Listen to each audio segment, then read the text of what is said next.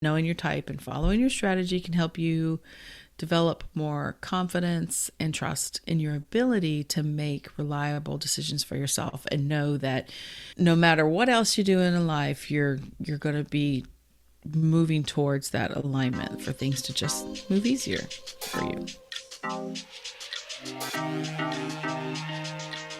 Human design reveals who you are energetically and who you came here to be. I'm Dana, the human design specialist. And I'm Haley, the human design newbie. Listen in as we explore how leaning into your authentic self is your ultimate path to success. Today, we're diving into the human design types. Dun dun dun. Is that your signature thing?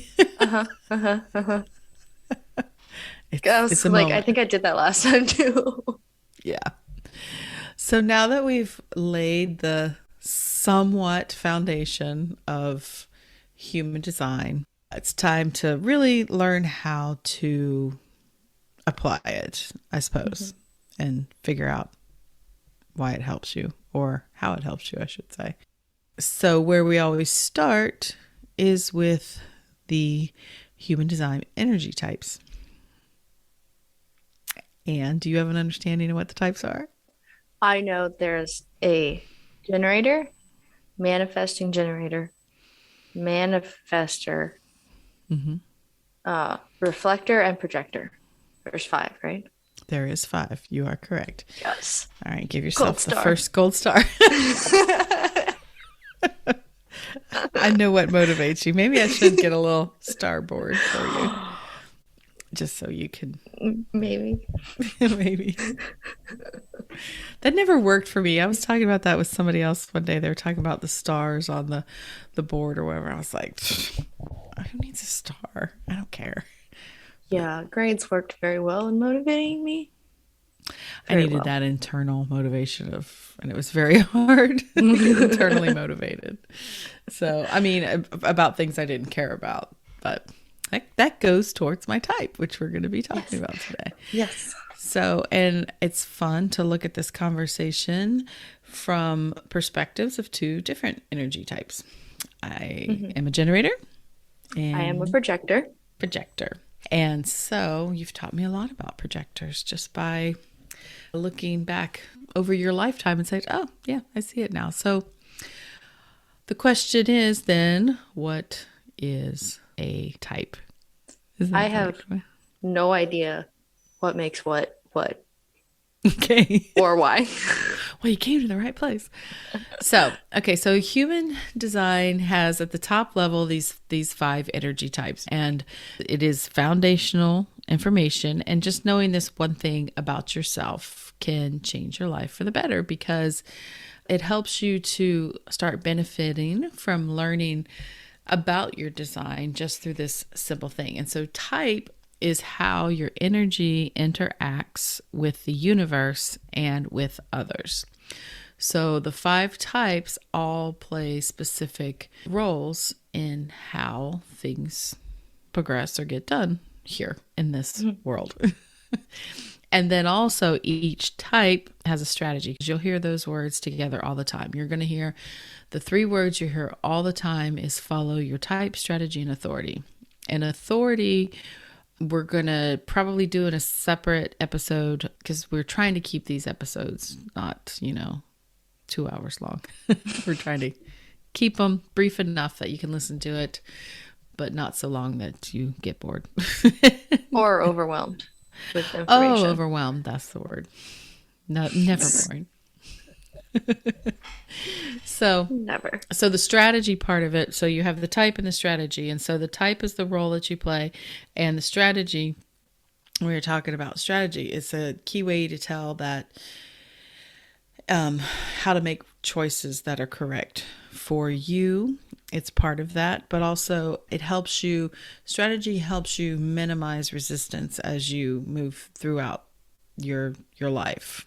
It's how to kind of navigate with your energy, so to speak, and it's how you interact with others. So I'm going to turn this into a boat for some reason, because that's what came to mind. Okay. So your type is the vessel, is the boat, the actual Mhm. hull of the boat. And then your strategy is the wheel. um, well, no. I Wrong. well, well, I don't want to get it confused with another analogy that's out there about human design. And if you want to use a boat for this, we could use a boat for this. When I say for this other analogy, in human design, in the traditional teachings, they talk about well, you know how we talked about last episode about the vehicle and all these other things. Well, in the human design analogy, when we're talking about this, is going back a little bit before we go into type. You have the personality side, the design side, and then we have the G center. So remember we talked about those crystals of consciousness and all that stuff. So basically what Ra taught was that you need to have what he called passenger, the voice said also, passenger consciousness. And so the passenger would be the boat passenger. We'll use a boat analogy. Okay, you're getting on the boat. The boat itself, structure, is the vehicle. It drives you around, right? You got to ride in a boat. Sails? No, you just in the hull of the boat. You got to ride in the boat. Most people don't know how to drive a boat, so they have what? A captain. A captain. So the captain would be the magnetic monopole, the driver of the vehicle, the captain of the vehicle. And so what they say is the you that you think is you, the personality side of the human design side, you're just supposed to sit in the boat and let the captain take you out for a ride, and you just enjoy the ride. You don't try to steer the boat. You don't try to bring the boat to the dock. You don't try to tell the captain where he needs to go. The captain knows where to go for you to have the most pleasurable cruise, right? Uh-huh. And he knows the boat very well. He knows what the boat's capable of, so he captains the boat. And your job in human design is to not interfere with the captain or the vehicle. You just sit back and enjoy the ride. So that's why I didn't want to use the boat analogy for type. Okay. Okay. All right. So type is determined in the body graph by your definition. And when you're looking at a body graph, definition is you'll see centers that are colored in and you'll see centers that are white. The centers that are colored in for all the energy types except for the reflectors, they don't have any colored in centers. But not any. So definition is created in the chart from activations in the chart, the planets, certain gates, and if they gate is in one center, connects with the gate in another center through a channel, that creates the definition. So that's why a center would be colored in. So anywhere you see a center colored in, you follow, it's got a channel line somewhere that connects it to another center. That's definition. Can it be colored in and not have a channel, or no? It will have to have at least one channel if the center is colored in, because that means it is connected to another center, which is what creates definition. But what if you don't have a complete channel? It's a hanging gate. You can have a center if you're looking at a body graph that is defined, which means it's connected to another center. And there could be other gates on that center that are activated but not connected to other centers. Those are just hanging gates. So the definition part is what determines your type. And a lot of it is the two centers that really determine type are the sacral center, which if you're looking at a traditional human design body graph with the with the traditional colors, you will see the sacral center is the second square up from the bottom, and it's going to be red. Okay. Mm-hmm. And that is the sacral center. And then you see the throat center is the next square up that's brown or white. It's the throat center. It's under the two triangles. Mm-hmm. Yeah. So, and we're going to do a more detailed episode on centers, but So basically, look, if you're listening along right now and you have no clue what we're talking about, if you look at a body graph from the top down, there's the head center, which is a triangle. The ajna is another triangle. The square there is the throat center. And then the diamond shape in the middle is the G center. That's where the magnetic monopole lives. It's where the captain of the boat is. And then off to the right, there's another triangle. That's the will center. Okay.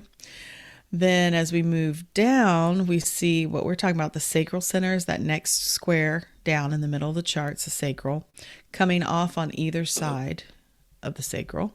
On the right is the emotional solar plexus. On the left is the spleen. And at the bottom, that bottom square is the root. Okay.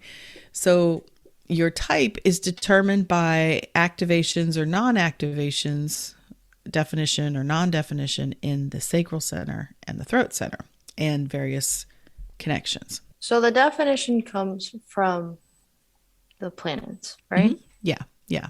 This is your energetic DNA. This is what was activated at the moment you were born. So the type and the strategy together are like the beginning of the user manuals that go along with your vehicle, with your energetic vehicle. Okay. And if you follow these main points, it helps you to just naturally start aligning with how you're designed to be. Now, one point is you don't have to necessarily learn this to have it already in effect. Because remember, this is natural to you. Okay? Your type is natural. It's how you're supposed to be. So what I mean by that is there's quite often times we are acting according to our type and strategy and we didn't even know it. This is new information to help us if we're struggling. But it's still happening around you. It's just whether you're consciously aware of it. Yeah. It's like you don't have to believe in any of this stuff for it to be true and actually working. It's happening. Because this is not a belief system. This is just a mechanical system to show you how things work. Okay. So that being said, knowing your type and following your strategy can help you develop more confidence and trust in your ability to make reliable decisions for yourself and know that no matter what else you do in life, you're going to be moving towards that alignment for things to just move easier for you. So your type comes from the definition, and we're going to go through what those types are. And then your strategy is always attached. It's determined by what type you are. Okay. Each type has its own specific strategy. The strategy doesn't move around from type to type. It's the same. So like a projector always has this, every projector has the same type of strategy? Yes. Okay. All right. So really all this can do to help you, it just helps you navigate away from things that basically are a waste of your time or energy and helps like just put you in the flow. So, it's just a easier way of living, honestly. But it sounds very nice. It does, but it can take a little getting used to consciously use your strategy, because we talked about before, we've been conditioned to be different than what we really are, because how you were taught to be, and we're going to talk about this. We have a lot of experience here with you being the projector in a house full of generators and a manifesting generator. So you were raised by generators, and you were raised by a generator, manifesting generator. So, and we didn't know what our type or strategy was most of your life, so luckily you're relatively unscathed. I think so. But so anyway, so let's just get started. So the first type we want to talk about is the manifestor. And manifestors make up roughly 9% of the population total. I was going to ask that.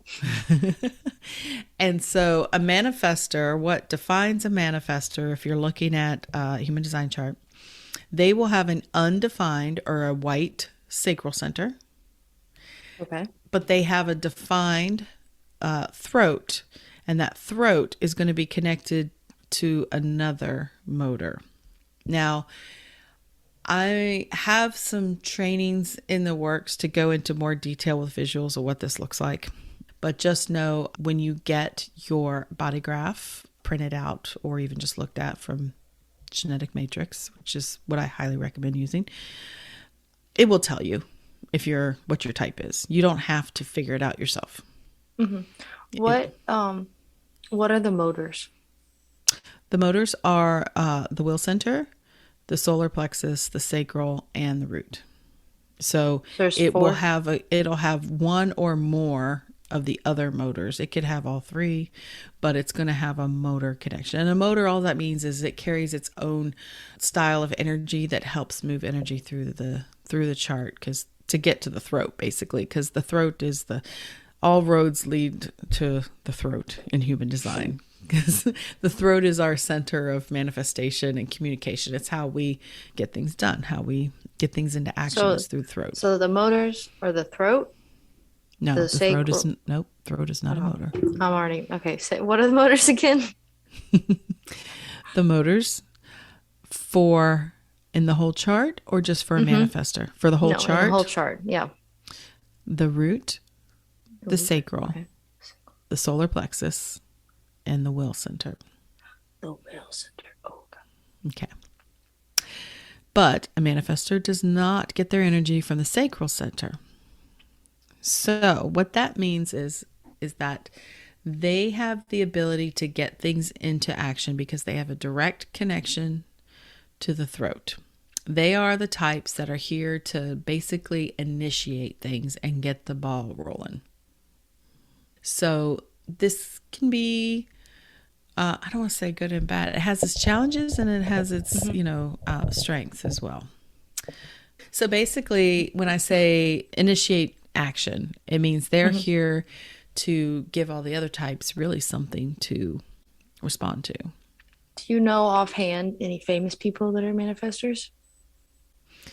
Well, I was going to tell you towards the end of this, but I can tell you now if you'd like.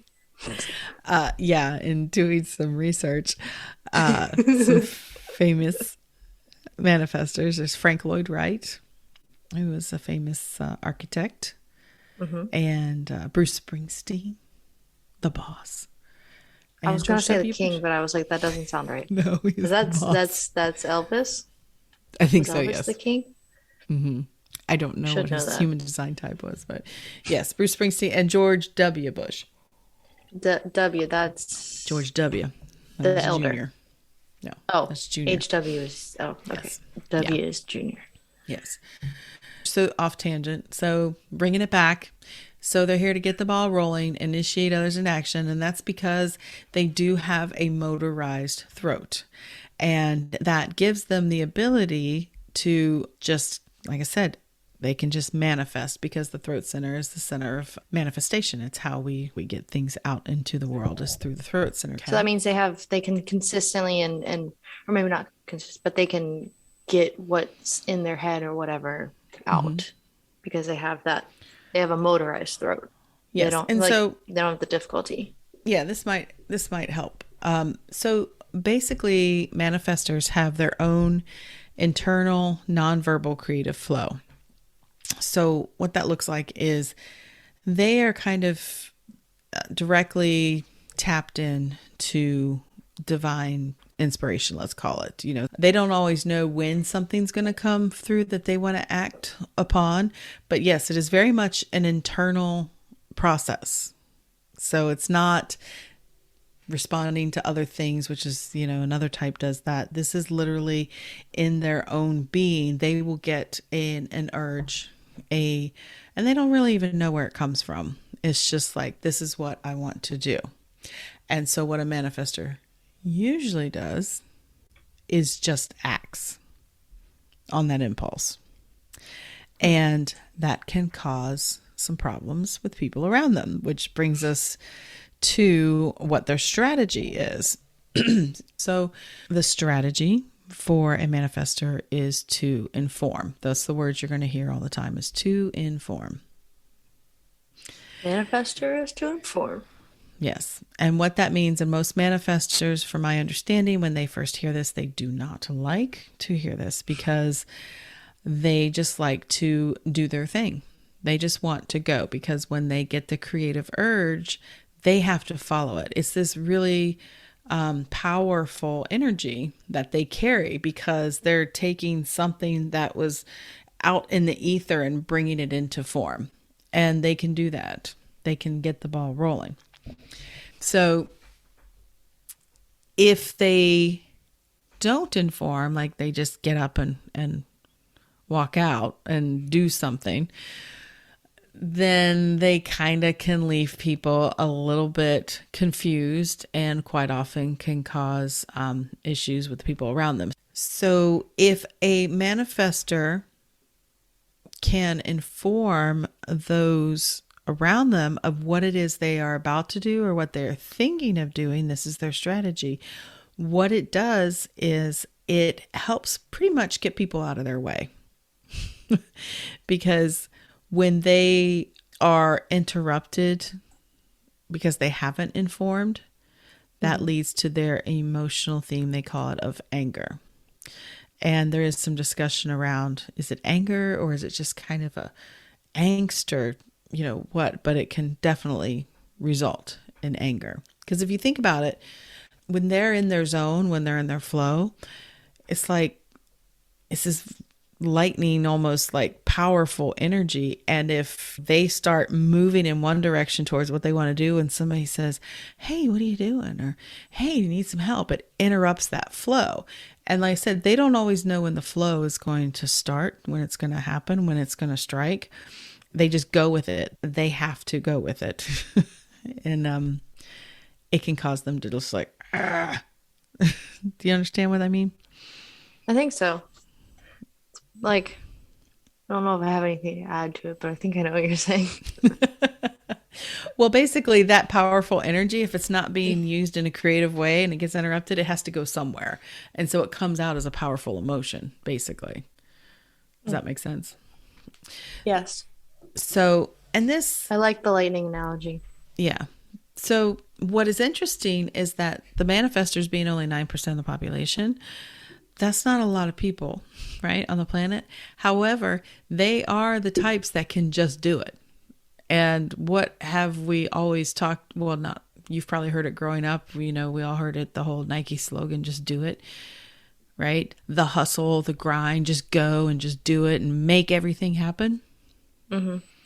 Only 9% of the population is designed to do that. And then you can get even a finer point on that about what kinds of manifestors, depending on their authority, which I said we'll go into later, can actually literally just in the moment do it, right? So it's no wonder so many of us feel inadequate because we're just not designed to just do it. To just do it. Mm-hmm.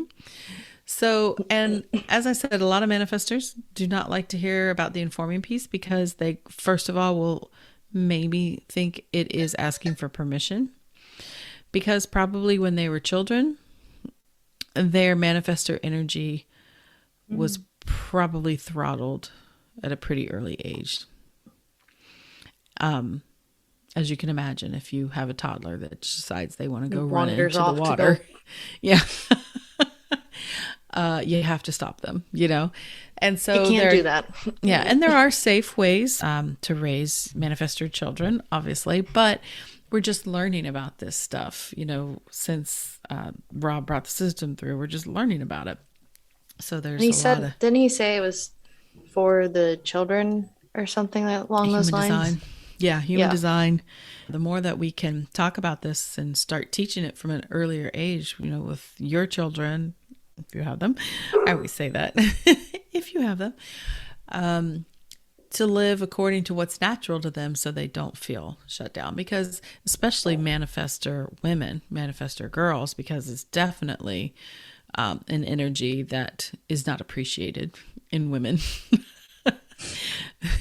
No. To just go do, and I don't need your help. Please get out of my way. Please move. Yeah. So, yes, they can initiate, but they should inform those around them who might be affected by their actions and just let them know, hey, listen, I'm going to be working on this project. Or, hey, listen, I'm going to go down to the store and buy something and not just walk out of the room and leave and not tell anybody like where you went. Or just get up from dinner.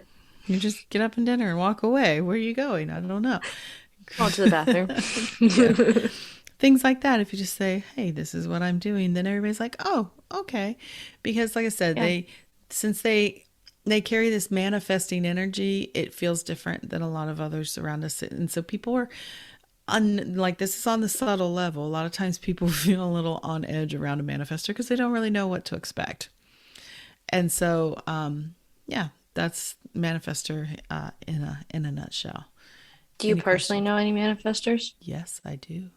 I did Okay. not know it when I've known them longer than I knew about human design, but I do personally. And now, one's a very good friend of mine, and I definitely recognize that energy and that power in her. That she does have a way of being able to just make things happen. In the sense that when she decides she wants to do something, she can just start working on it. But I also know that it works a lot easier for her when she lets people know what she's going to be working on. So, anyways, so most important things for manifestors. Oh, here's another thing we need to point out about a manifestor. So, since their energy to the throat comes from one of those other motors, and they don't have a defined sacral center, the sacral center is the center for pure work and life force energy. So the sacral center is always on, it's always generating energy. And so if you are undefined in that area, as a manifestor is, and a couple other energy types are as well, it means that that energy is inconsistent in you. It's not sustained. It's not always on as it is in other types that are defined there. So that means that manifestors aren't meant to necessarily finish the things that they get started. They are not meant to like carry it to the finish line type of thing.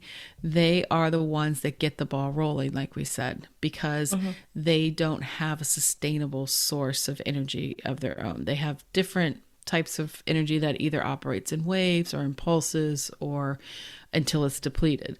So manifestors have to learn to not push to get every part of the project or whatever done, because that's not their role. They're primarily just start it and Yeah. get it going. Yeah. And so in the workforce, they would be best, if they can have some autonomy to work alone, because they can work at a different pace than other people. They're not meant to work the typical 9 to 5 hours, because they have these really just bursts of energy at times. So that's something to keep in mind, is to honor the variable energy of their sacral center, because it'll depend on who they're around. They might feel really energized, and then when that person's gone, they may not. So we'll talk about how the centers work and everything too a little later on. But let's move on. What's next? Next, I was going to move to the sacral type, the generator type. So what characterizes it? Well, first of all, generators, there's about roughly 37% of the population are generators. It's a lot of people. Does that make them the most common? Yes, that does. It's a close second with the manifesting generators, but not a close second. Manifesting generators a close second, but yes, between generators and manifesting generators, they make up nearly 70% of the population on Earth. So what defines a generator is... It is the sacral. That is correct. They will have a defined sacral center. Like I said, your body graph will tell you, your report will tell you what your type is. But if you want to look at the body graph for a generator, you're going to have a defined sacral center, meaning it will be colored in and it'll be connected to something else around it. But they do not have a motorized throat, which means that sacral motor or any of the other motors we talked about will not have a direct or indirect connection to the throat center.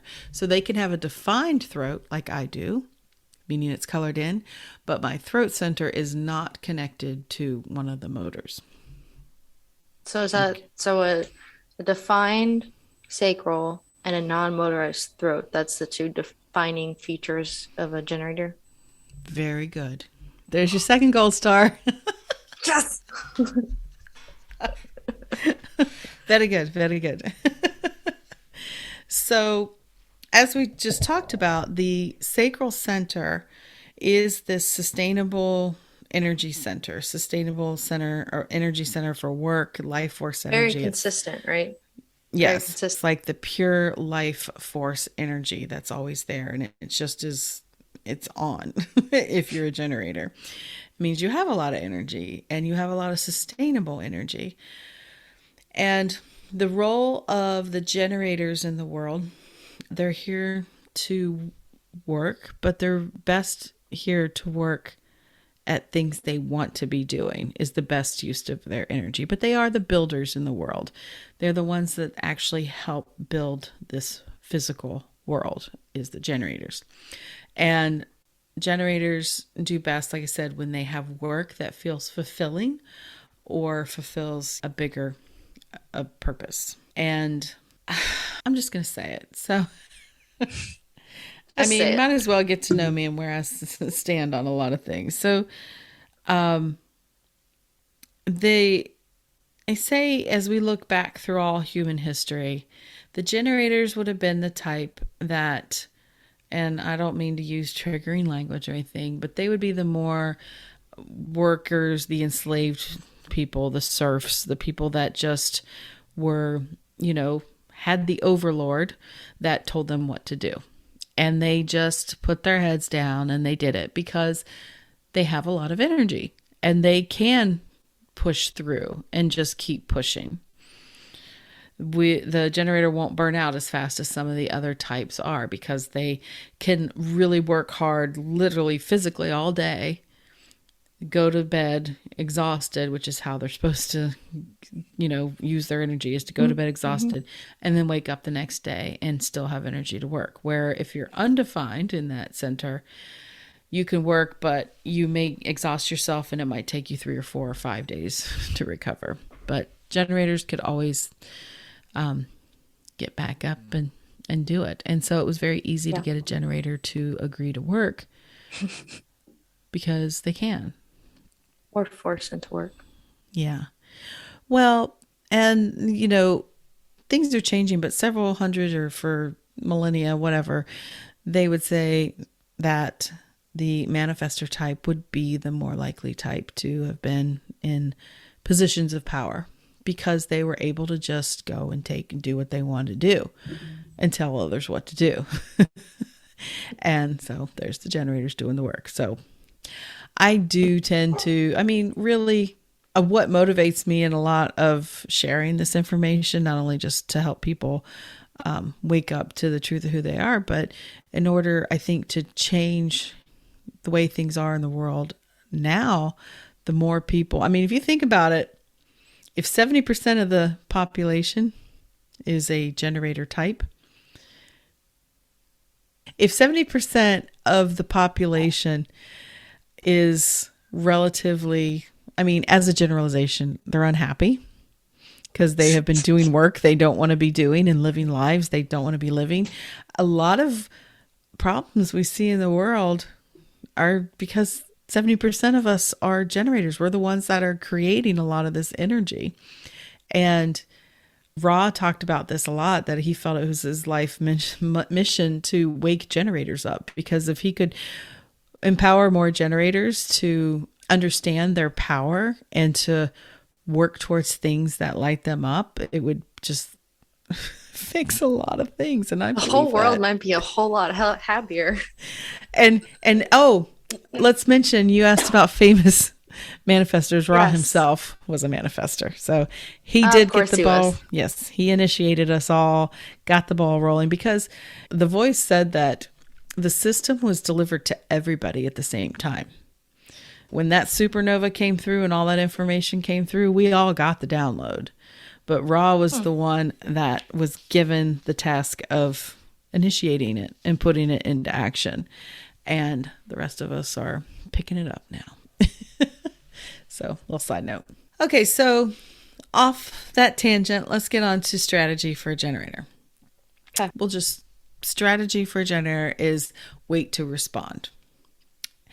Now, there's another nuanced layer with a generator and their strategy, and ties in with some authority as well, which is called the sacral response. So generators have this built-in hack, basically, in the sacral center, because the sacral center, as we said, the generator is meant to respond to things.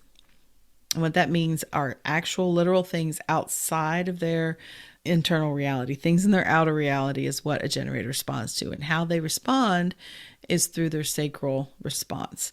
So the sacral has this nonverbal voice, let's call it. It's not words, it's not language. It's like a uh-huh or an uh-uh.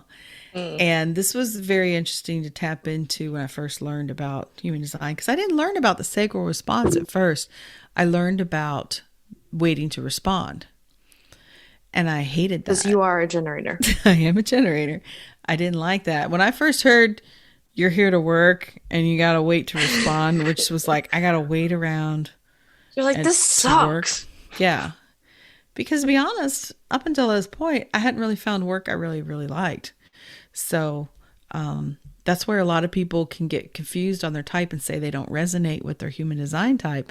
Well, it's probably because of conditioning or lived experience already of what that means. So for me, work was like, sometimes I enjoyed it, but for work and in the sense of how we understand and define work right now is what you get paid to do, I never really found anything I really enjoyed doing. No. So, but Not as a enough mom, for it to last. yeah, but as a mom, that was my work too. And even though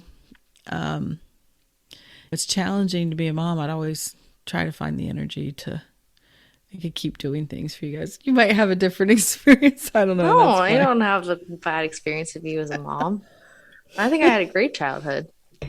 Oh, that's sweet. Thank you. That's what I really want to hear on this podcast. No, I'm just kidding. So back to the sacral response. So since there is so much energy in the sacral center, there is this built-in response that lets the generator know what is correct use of its energy.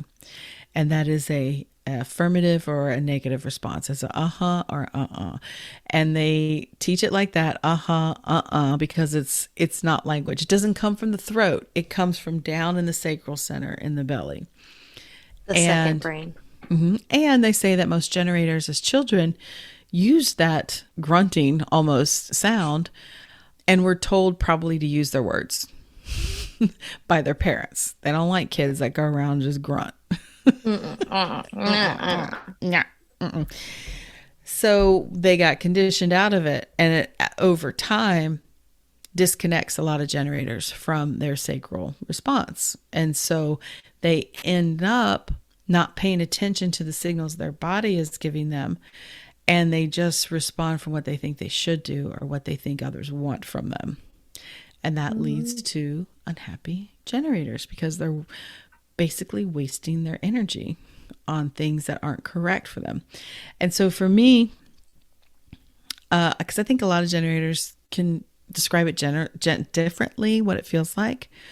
I don't always have the I think I have the more than the I think I have specifically heard that response come out of you. Probably. And I didn't even notice it. Probably a lot of us don't notice it. That's because it's not thinking and it's not verbal. It is literally the body. Sometimes it's just a facial expression. And I'm like, what? Well, yeah, that's how I best describe it when if you and this is a yes or no response. So the best way to elicit a sacral response is through yes or no questioning. And it's the best way for a generator to really get in touch with what is correct for them by asking them yes or no questions. And so, So like instead of saying, "What do you want for lunch?" you'd be like, "Do you want Taco Bell or Chick-fil-A?" no, you can't say Taco Bell or Oh, Chick-fil-A. do you want Taco Bell? Yeah. Do you want Chick-fil-A? That's an easy one. I know. That's good. That's a good example. Because your dad would do that all the time. He'd say, "Oh, you want to go out to dinner tonight?" And I'd be like, "Yeah, yeah. Where do you want to go?" "I don't care." "Oh, well, Do you want to do you know go where to you don't know Chuck's? where you want to go?" And he'd be like, "Okay, well, you want to go to, yeah, you want to go to, I'll be like, Chuck's Steakhouse?" "Mm-mm." "Well, do you want to maybe Mexican?" "Mm-mm." "Pizza?" "No." "Well, what do you want then?" "I don't know." And then he just Ask has him. to ask me the right one. And then he'd say, "Sushi." And I'm like, "Yeah, yeah, okay." He's like, "I swear, you say you don't care, but everything I say, you shoot down." Well, that is the sacral response. So, okay. So a generator has to have something show up, and then their sacral response is like, yeah, either yes, I want to do that, or uh-huh. Then, depending on what their authority is, which we will go into on the next episode, whether they have to kind of wait to make the decision or they can respond right away, is how a generator is meant to act. Because, like I I have said, a they're here. question. Yes, ma'am. I know we said we weren't going to go into authority, but like with strategy, each strategy or each type has its a specific strategy. Are there only like so many authorities? And do they also correlate with like certain types? Yes. So your authority will never change your strategy. Okay. Your strategy is your strategy for your type. Okay. Hmm. But it can inform how you use your strategy. So it's just another layer because It's like an basically, add-on. yeah, it's like an add on because basically there's people that are meant to act in the moment and those who aren't. And that's the basics of authority. It's a lot more nuanced than that, but that's the basics. And with there being 5 types and 5 strategies, we figure it's enough to cover in one episode, just this. So the Yes. authority episode may be a little shorter. Okay, so a generator, since they do have this capacity for immense energy and for building and everything, that's why their authority is to respond to things because they're really designed to just dance with the universe by following things that light them up because that's going to be an appropriate use of their energy and they're going to feel fulfilled and they're going to have all this just really nice juicy powerful energy to put out into the world. And if they're not, if their sacral says no or is uncertain, even like I don't know, that's a no for a generator. Like, don't do it. You either get the yes feeling, and it can just be a feeling. For me, yes is like, ooh, it's a little leap, and then no is like a literal. That's probably why you see that face sometimes I make is like, because it Well, literally feels like literal it just not. in my stomach just feels like it kind of just pulls right in. Don't have nothing to do with it. It's like nope. Yeah.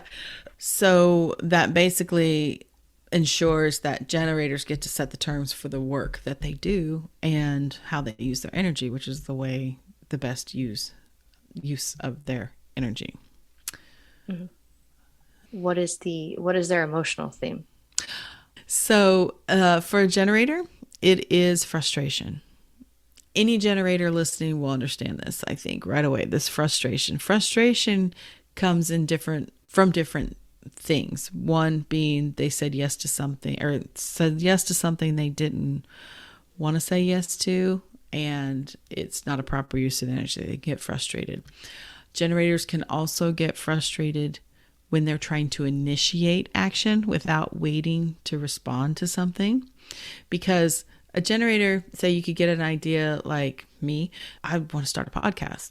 Well, I needed things to show up in my outer reality. And it could be something I heard, something I saw, something somebody says to me. Like generators follow the signs, basically. And so if I had that in my energy of I want to do something and I just push at it, it takes longer. Or it can lead to me doing things that maybe aren't correct for me because I haven't gotten that validation from my outer reality to say, yes, this is the time to go do this. It's like, okay. So from trying to initiate instead of respond can cause frustration. And then generators also, this is a little more in depth, but generators learn in a kind of stair step thing. So they'll take a big leap and then they'll plateau. Like they say yes to something and they're all in, and then their energy just kind of plateaus. And like when they're learning something new, because they're here to like master things and master life. They're here to really, they take their time, they can go in depth, but they have this stair-step learning curve. So when they said yes to something, they learn a bunch, then they plateau. This is usually when a lot of generators either quit and go try to do something else. And learning, this is something I've been learning the last 1 or 2 years, of being okay in that pause plateau area, because really it's a gathering of the energy for the next thing that's going to show up, that's going to propel the generator further along their path. So are all of the emotional themes like negative emotions? Well, no. So there is another side to it. A lot of times, like especially when you're first introducing it, talking about, because usually we can recognize the negative emotions first to know it's time to course correct. It's maybe if you start feeling frustrated or you start feeling angry as a manifestor, it's time to look, okay, am I following my strategy and authority?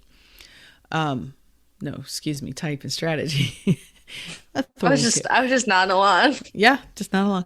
Because what that means then is that, yes, if you do follow your strategy for a manifestor, they've informed, and instead of experiencing anger, they experience a feeling of peace because they're allowed to be in their zone, create at their own pace, not be interrupted. They just have this sense of peace that they can, follow their own flow. Generator, if they're following their strategy and are waiting to respond to things, they are more likely to get the job done. They're using their energy on things that are feeling good for them, and they feel a sense of satisfaction. It's like at the end of the day, it's like a job well done. It feels very satisfying to know that you used your energy appropriately. Okay. So let's bring it back around and talk about the famous generators. Yes, famous generators. Everyone's most favorite famous generators, Oprah Winfrey. Let's have a moment for Oprah. Not dead. I know, I just love her so much. I do. I want to be Oprah. She is great. And then, unfortunately, we do have another famous generator who has passed, RBG. Ruth Bader Ginsburg was a generator. And old Albert Einstein, he was a generator as well. I feel like those all make sense. Oh, good. Okay. All right. So let's move on. What's next? Who's next? Manifesting generators. So manifesting generators are the other. Let me see if I can take a guess on what makes them a manifesting generator. 33% of the population. Yes. So they have to have their sacral defined. Correct. And I'm going to say a motorized throat. You are correct. Yes. Do I get another gold star? Yeah. Yeah. That's 3. We're up to 3. Yes. Yes. And the most, what they call a quote unquote pure generator is when they have there's one channel, which is the manifesting generator channel, that directly connects the sacral center directly to the throat. However, they could also have, they don't have to have the sacral center connected to the throat, but the sacral center does have to be defined. So like you could have your sacral center defined to the root, but then you could have your throat defined to like the will center or solar plexus independently and still be a manifesting generator. But yes, they will have to have a motorized throat and a defined sacral center. And I think I said to a friend of mine, my other friend who's a 6'2" projector, I think Kaylee, may take over this podcast by episode 4 or 5 because being a line 6 projector, your 6'2" profile, you are picking up things fast. I don't think you'll be a newbie for very long. So, that being said, Grasshopper, what do you think then the role manifesting generators, what are they here to do? So manifestor is to get the ball rolling, and a generator, do they finish things? Well, at the core of it, they are still generator types because they have a defined sacral center. So they have that defined sustainable energy. So that definitely makes them a generator type. So they do have to respond to things. But they also, with that motorized throat, can also make things happen. So the trick, the delicate, not trick, but the like fine line the manifesting generator has to walk is responding to things and then informing before they act. It's quite the tightrope. It Those is. are kind of opposite types, it feels. Yeah. But they can immediately go into action after they've responded to something. They can just go. So manifesting generators are really here to basically show us how to do things faster, more efficiently. And so by design, they're meant to kind of make mistakes because they're moving fast. They're very fast moving because they have a lot of power with that sacral energy, especially if their sacral center is directly connected to their throat, like your father. So they're multitaskers. They're meant to be doing lots of things at once. That is appropriate use of their energy. They, like I said, they're prone to making mistakes because they tend to skip steps because they're moving so fast. They want to get things done. And I don't mean like manic, they're like crazy, these frenzied people or anything. They just, when they get the go signal, they can make things, yeah, they can make things happen. So they're ready to, get moving. And they say, yeah, it actually is an appropriate use of the energy for a manifesting generator to have several things going on at once. And they don't necessarily have to really even finish all the things they have going on. They just really have to. You're smiling. Sound like somebody I'm just thinking. Yeah. But this moving ahead and moving at a faster pace, but that's how they learn. That's part of their process. That's how they refine and make things, see what works and what doesn't work. So, and if they've moved into a situation appropriately, as in they responded to something, then they really won't mind retracing steps and doing things because it's probably something they want to be doing. Right? Mm-hmm. So then what is the, I guess, more technical term or whatever phrasing for their authority? What? Yeah. Strategy, for their strategy. What is the more technical term for their strategy? Well, it's a combination. So they have to respond and then they have to wait to respond and then inform. So Twofer. Yeah. So in that informing piece, yeah, sometimes they move too fast. And so they can get into action before really waiting to respond to something. And so they have to figure out that they might not be moving in the right direction. So like more of the manifesting energy is trying to do what they want and just do it right now. But then the generator energy is like, we got to wait to see if this is something that's right. We have to wait if we're going to actually respond. Mm-hmm. Yeah. Because they have that sacral response. So they have to honor the sacral response. They have to. They're kind of at odds. Yeah. I'm glad. I mean, I'm a generator. I think most people, once they learn about their design and they start really leaning into it and experimenting with it and following their type, strategy, and authority, you kind of do start to what you're supposed to do. You're supposed to really enjoy your own type because it feels natural to you. And so I started to say, I'm glad I'm not a manifesting generator But But that's you because married one. I did. But that's because I'm a generator. So it would feel natural to me, right? Mm. Yes. And this is another beautiful thing about human design is because, well, your father and I have been married for a long time. 28 years, I think. Something like that. I'm 25. Yeah. Well, we were together longer than we were married. So Well, some of these things, obviously, we laughed about, we're smiling about because we know your father. I'm just thinking of your kitchen currently. Thinking of all the projects that didn't get finished, everything he has going on, his whole backyard shed situation. But that man can figure out how to do Oh, absolutely yeah. anything. Pretty much anything. He has many trials and errors. He's made mistakes, but he can literally figure out how to do anything. He's legitimately MacGyver. He is, and I tell him all the time, he's one of the smartest people I know. He doesn't believe it because open head Najna, he thinks he can't retain information. But I'm slowly trying to teach him, show him, not teach him, but show him that, this is his genius, is doing lots of things and trying lots of things and figuring it out. And that's what he does. And it's also helped me to, communicate better and to have a lot more tolerance for how fast he moves sometimes. And to be able to tell him, I don't move that fast. Yeah. We need to slow it down. Or just tell me what you're doing. Just tell me what you're going to go do. Tell me what you're That's all I doing. need.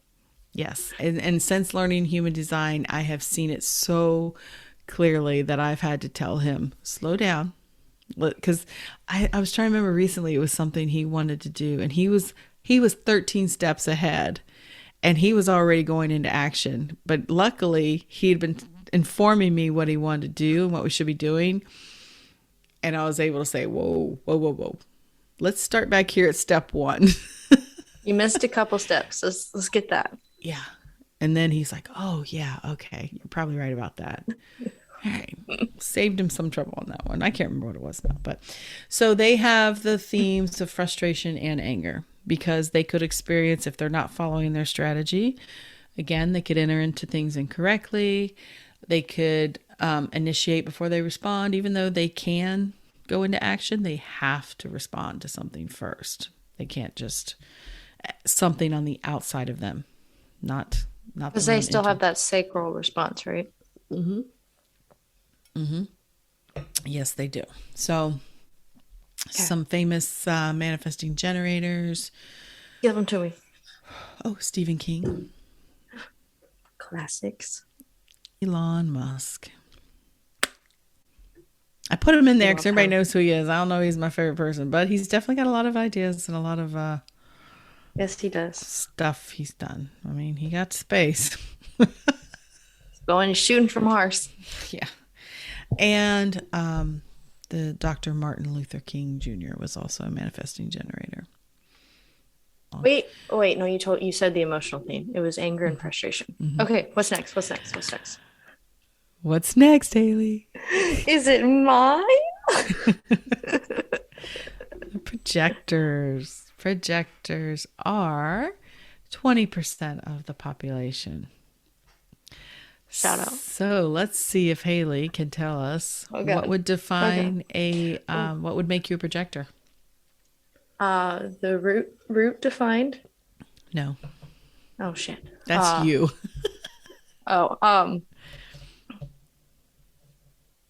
Let's see. It's a trick question. So it's what's not defined? Yes. So, okay, so the manifestors, undefined sacral center, motorized throat. Generators, defined sacral, non-motorized throat. So is a projector non-defined sacral and throat? Non-motorized throat. Non-motorized throat. Yeah. Non-defined sacral, non-motorized throat. Correct. So they could have a defined throat, but there's no motor connected to it. So. And that's it. That's all you get. Yeah.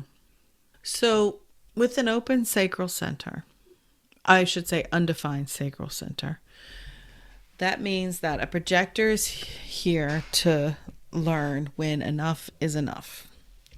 Now, there's lots of different types of projectors depending on where their definition is. You'll have what they'll refer to as a non-energy projector, or say like you are a projector. However, you are defined through your spleen, your splenic projector to your root. So you do have periods of the root energy. You don't always know when the energy is going to be there, but when the root energy is there, adrenalized energy, it gives you that pulse of energy to get things done. However, it's not sustainable energy, which is what the sacral center provides. So a projector really is the type that is designed to, or is the type that is here to learn when they need rest and when to work. So they're not really designed to work in a typical 9 to 5 setting as well as like the manifestor, because they don't have consistent access to sustainable energy. I feel that. I really feel that. And so there are projectors that have no motors defined at all. Those would be the non-energy types. They could be mental projectors. And so that's even more important for them, because when we dig into the centers, we'll get into how the places where you're undefined in your chart, the centers that are white, are areas where you, when you're in contact with other people, are areas where you take in the energy around you, amplify it, and reflect it back. So this is really important for projectors to understand, because most of the world has defined sacral centers. The majority of the world has a defined sacral center. And so like you lived with 3 of them growing up. And ironically, you seem to be the more energetic one at times, to have more energy to push through and get things done. You're the one that always, I mean, who is making all the cookies all day long on at Christmas? It's you. It's me.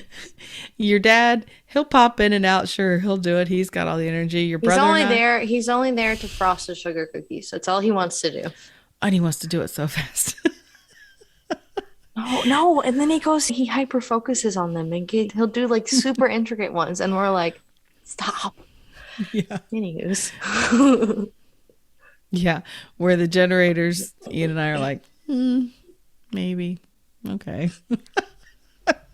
Sacral's like, I have to. I know. What about, remember when we were going to paint the front room? We're going to repaint the front room. And I was like, I want to paint the front room. You're like, okay, let's do it. So we go in to do it. And you, okay, we have to, because projectors are really good at guiding and managing others. Instructions. Instructions, following the rules. They know what to do. They know what needs to be done. And I remember you would be like, well, we have to wipe down the walls, and we have to tape this off first, and we have to do all this prep work. And I was just like, ugh, my sacral was like, meh. And we were instantly reversed in our roles. I was the child. I think I painted most of that room. I helped once you got everything prepped. But anyways, I digress.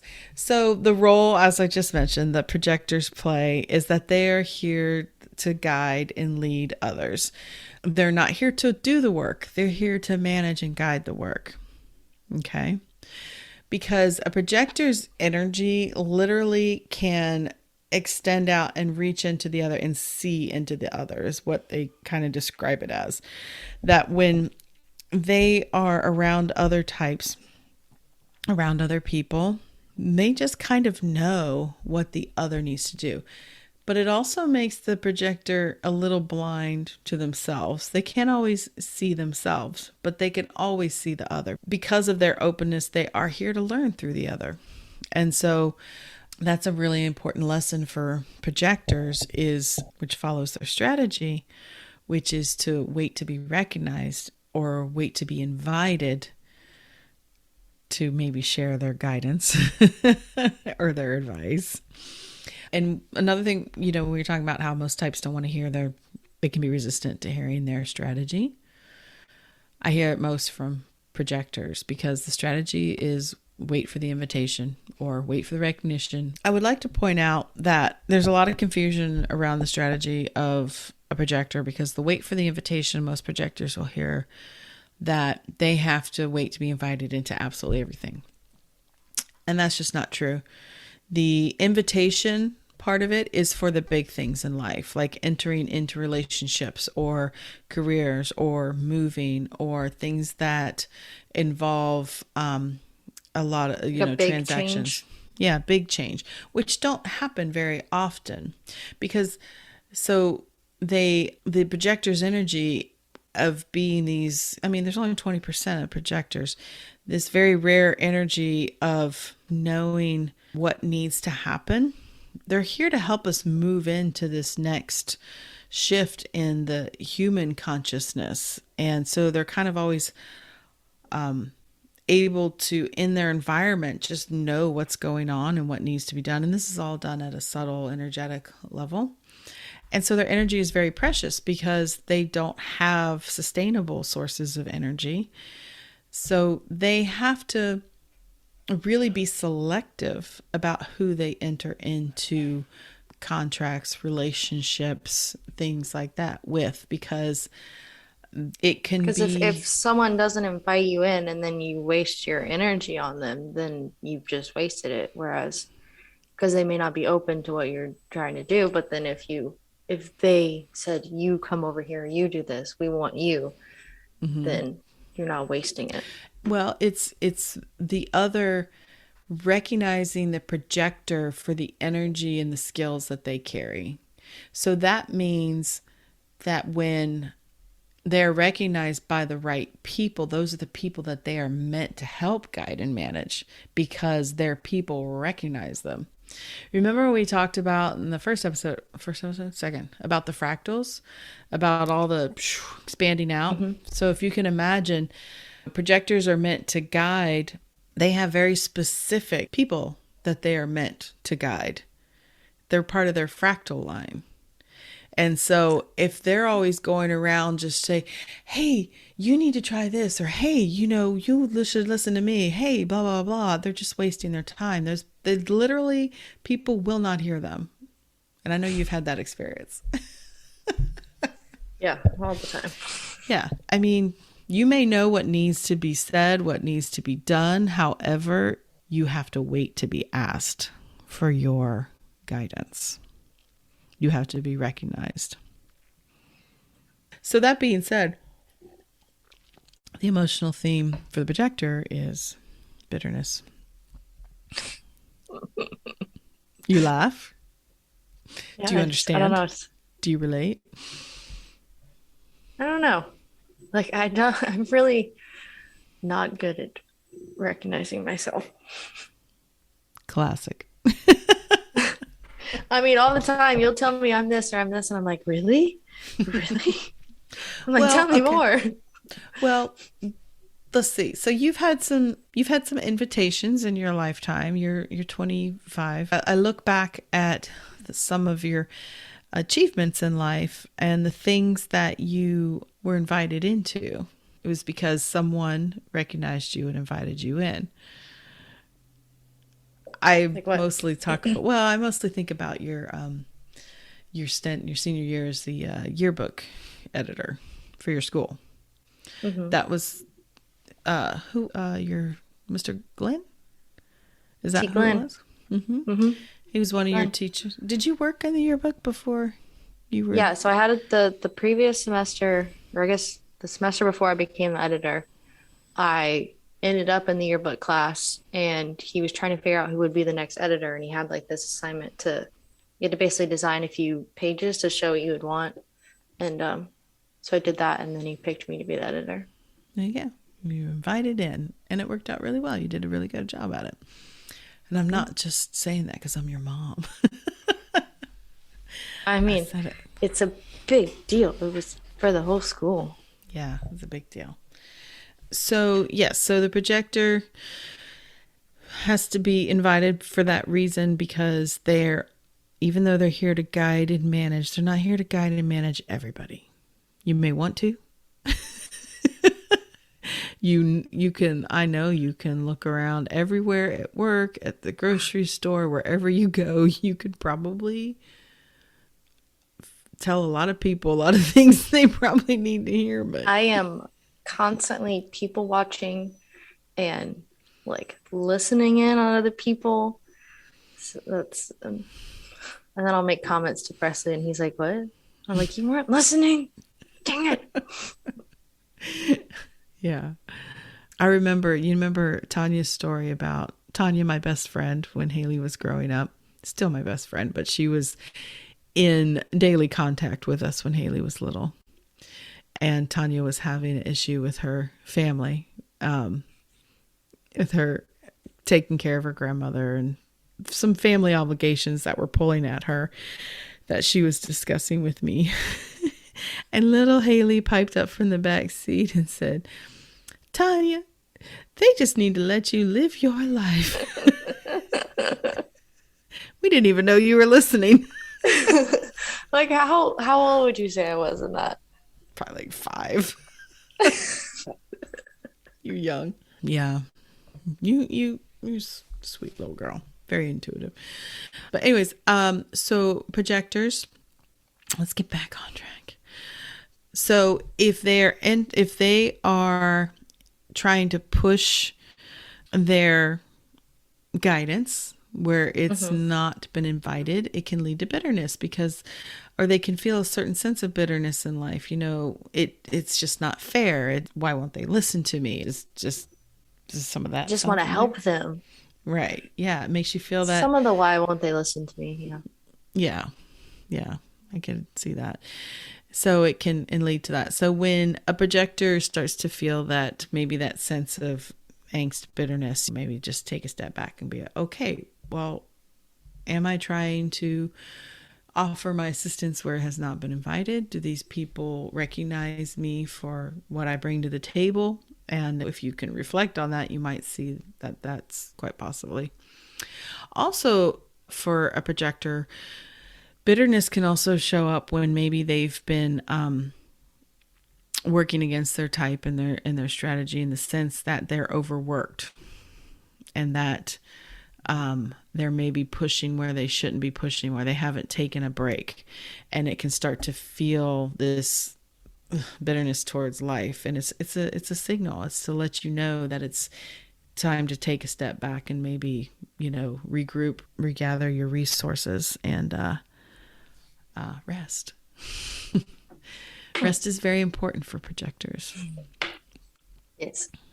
Because with that undefined sacral center, they're taking in the sacral energy of all those generators around them all day, and they need to kind of discharge that energy at the end of the day by laying down. The generator is supposed to work real hard and just exhaust themselves and go to sleep. A projector and a manifestor as well, undefined centers, need to, before they try to go to sleep, they can't work to the point past exhaustion, because it'll just make it that much harder. They don't bounce back the next day. So it's a good idea to maybe lay down for a little bit before you go to sleep, just to kind of discharge. By laying down, it kind of helps discharge the sacral energy. So that's what, when we talked about need to learn when enough is enough, and that's part of it, because once you start feeling exhausted, you've probably gone too far. That's like at Thanksgiving, I was just kind of like, I didn't want to deal with the people that were coming over for dinner. And so you're like, just go in my room and just lay down on the couch, on the bed, and pet the cat. And I did that. And I don't know, maybe it was Lily, maybe it was laying down, but I felt much better afterwards. I didn't have the same feeling about how dinner was going to go. Yeah. Yeah. You need to take little breaks like that. You need to understand that even though a projector might, and a lot of projectors struggle with feeling perceived as lazy, because they do need more rest. They need time alone to not carry all that sacral energy. And especially in our culture, in our work-centric world of like, everybody just needs to work hard, and you live with a generator who likes to work. He yesterday literally worked till almost midnight. Oh gosh, that's not healthy for him Yeah. either. No. Because I don't know that he enjoys it that much. But so, you know, somebody says that the projectors are like holding the energetic template of what we're moving in towards, which is where we don't have to physically work so hard at everything, that we can manage our energy better. And so even when it looks like you're just sitting on the couch, you know, you energetically hold a very high purpose. You're holding the whole world together. Yeah. Yeah. I'll use that next time. I'll tell you. Okay, so I think. I know. Oh, famous people. Famous people. Well, My boy famous Barack. projectors. Barack Obama, Princess Diana, and Steven Spielberg.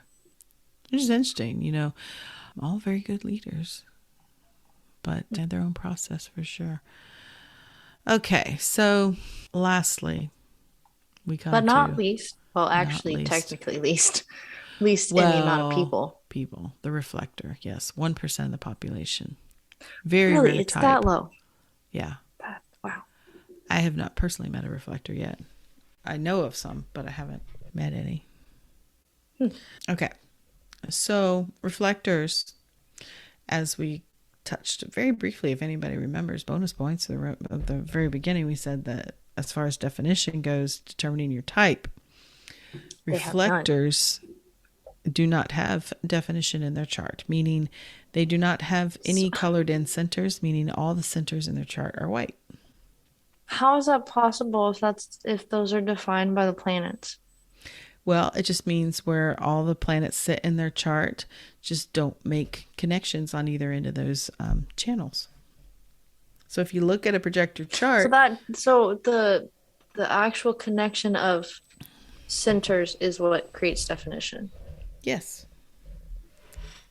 Okay. That's what we said earlier. I don't think I've ever seen a reflector body graph, so I'm trying to figure out what that looks like.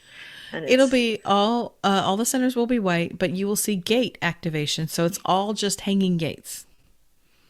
Okay. Just all just hanging gates. They just don't make connections with in their own birth natal chart. There are no connections. Okay. So there's no channels. It's all gates. It's all hanging gates. Yeah. So what that means is that they are always in any environment that they're in is extremely important to a reflector because they magnify and reflect back all that is around them.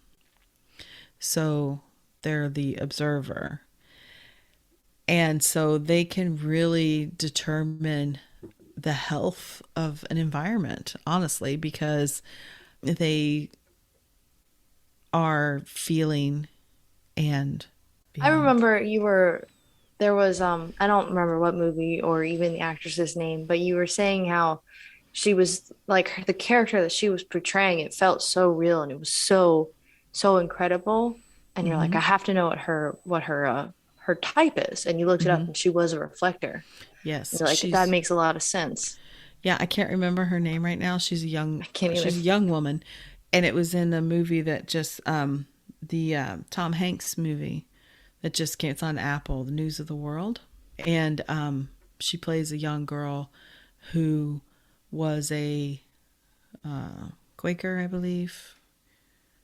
No, Mormon. You know, back when they were all traveling out west, that her family was was killed by Native Americans, and then she was raised by she lost her family when she was like 2, and then was raised by Native Americans until this movie takes place when she was like 12. And the wisdom of the U.S. government decides she needs to go back to her white Mormon people, and Tom Hanks was taking her back. But yeah, her performance was incredible, and the intensity. And so I think it really does lend to her energy type of being able to tap in basically to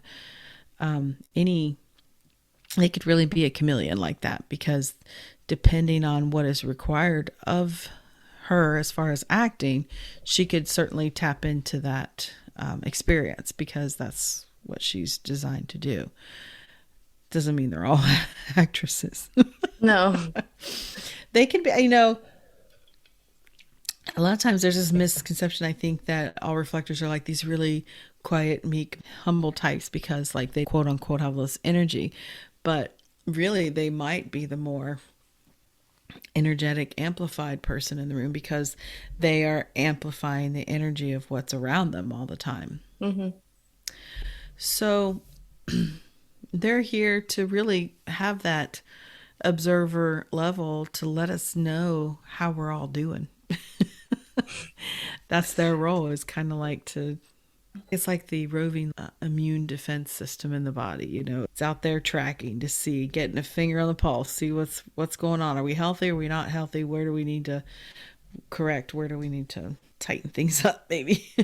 And I'll be honest, I have some learned knowledge of what a reflector is. I have not met someone personally, and there is so little still to understand about reflectors because there's not that many of them.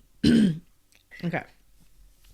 So the strategy for a reflector is to wait 28 days. Yes, I see your face.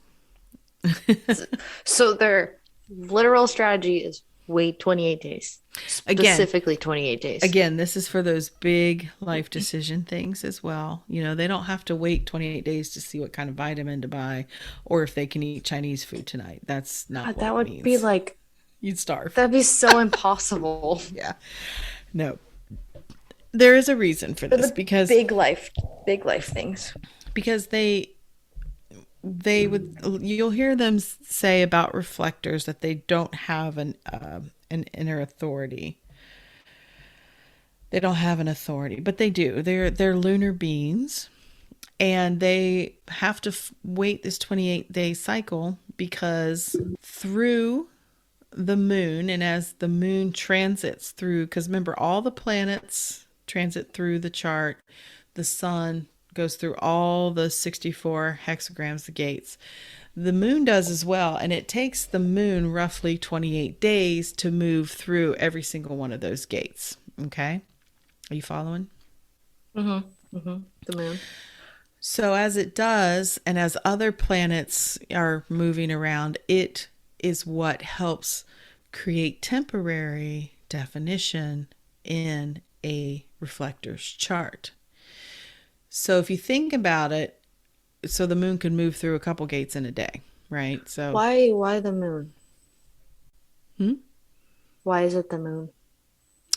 Because well, for one, let's think about what the moon does. It reflects the sun's energy. But also for this, because they are tied to the cycle of the moon, because of the way it moves through, and it helps them get a better understanding of themselves and what's appropriate for them through how the moon, as it transits through, creates definition. So basically, if they have all these hanging gates and the moon is moving through, so say the reflector had a gate hanging off the sacral center, and at some point during the month, because it's always going to go through the gates in the same order. Mm-hmm. So the reflector is going to know there's going to be parts of the month where my, say my gate 59 is going to be connected to the solar plexus through gate 6, because the moon will activate that gate. So basically, if you were to look at a reflector's chart, which I think would be cool to do, like showing how the definition throughout the month lights up different centers. Mm-hmm. So it's always going to be lighting up different centers. Plus, whoever they're in contact with helps activate some of those things. But basically, if you're a reflector, you need to really start charting the moon for yourself and just noticing what your energy feels like on certain days. So some days you're going to be lower energy, some days higher energy. Some days you experience life as a manifestor, sometimes as a generator. So it's just like... So does the moon affect the other types like this? In a way, yes. but not but as not as much. not aggressive, but not as prevalent, or I don't know what Right. word I'm trying to say there. Yeah. Yes, that's correct. Um, because for all the other types, even if you only have two centers defined, right? Which you will, if you're any other type, you're going to have at least two centers defined because otherwise you'd be a reflector. So even if you only have two centers defined, you may be very, very open, but there is still going to be a part of you that is always consistent in your energy expression through those defined centers, through that consistent energy. Whereas a reflector, it changes, it moves, it flows. It can be different depending on who they're with during the time of month. So it's a very Fluid. intuitive but also fluid, yeah, existence. What I understand.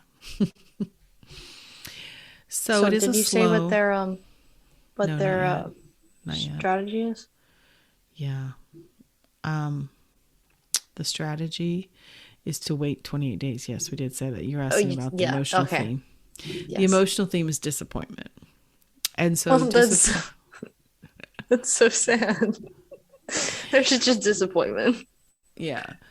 Well, one of the reasons is because they may experience disappointment because if they had, say, like something, important decision to make, they don't want to wait the 28 days and they enter into a relationship or contract or move or whatever it is, big life decision without really giving themselves the time. And also during that time when they're feeling it out through the moon transits, they also need, I should have mentioned this, they also need a couple really trusted people in their life that they can use as a sounding board to kind of feel out how, to talk about it, see how they feel, not really asking for advice. So if they talk to someone, they can kind of see their own reflection through how the other is responding to them, if that makes sense. That makes sense because you said that they're picking up, they're really pulling in the energy that is around Yeah, them. so it's easier to kind of talk it out. A lot of projectors need to talk it out too to kind of get that same kind of response.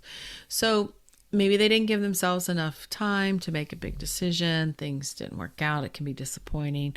One thing they also say, they can experience disappointment because since they can really feel into others, they really tend to fall in love with the potential of people because they can, all aspects, anybody they come in contact with, they can tap into that and see it and feel it and understand it at a very deep level. And so it can be disappointing when people don't necessarily see their own potential or people aren't really living into their potential. It can cause them to experience disappointment. So that's the reflectors. And Famous you're going to people. ask me favorite. Famous. I only know one, and I forgot to look up any others. And it's Sandra Okay. Bullock. So, as we get to the end of every episode, I always wonder. I hope it provided some value. I learned a lot. I always like talking to you, so that's always a bonus for me. And this was, like we said, a very broad overview of types, but felt it was important to talk about at the beginning here because it's going to inform everything else we talk about as we go through the different layers of human design. I mean, you just can't talk about human design without talking about type.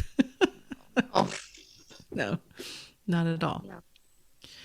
Okay, so that's the types for today. And I'm going to wrap this up on my own because as Haley and I were wrapping up our interview, something really weird started happening with her microphone or her headphones. We're not sure what, but she sounds like a robot underwater in an echo chamber. So we don't need to hear that.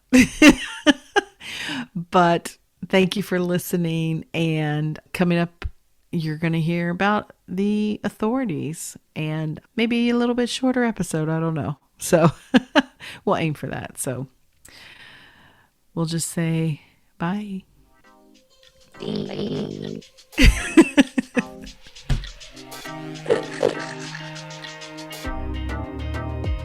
Well, you made it all the way to the end of today's episode, so you must have liked what you heard. If you did, make sure you subscribe so you never miss an episode, and perhaps leave us a good review. And if you know someone who wants to dig into all things human design with us, make sure you share this podcast with them. We'd really appreciate it. Thanks for listening. Catch you in the next episode.